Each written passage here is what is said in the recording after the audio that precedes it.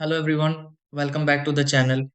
If your Skylight calendar is experiencing syncing issues, unresponsive controls, or you simply want to start fresh, performing a factory reset can help restore the device to its original setup state.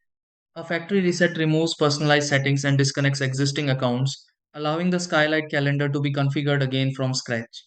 Since this process affects stored preferences, it's important to follow the proper steps carefully. Fortunately, resetting the device is straightforward and only takes a few minutes. In this video, I'll walk you through several easy steps to factory reset your Skylight calendar safely and successfully. Try these. Step 1. Turn on the Skylight calendar and make sure it is operating normally before beginning the reset.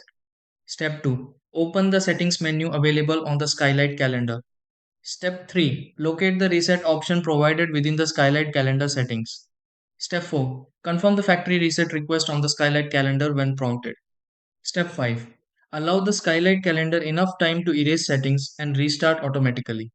Step 6. Complete the initial setup process again on the Skylight calendar after the reset finishes.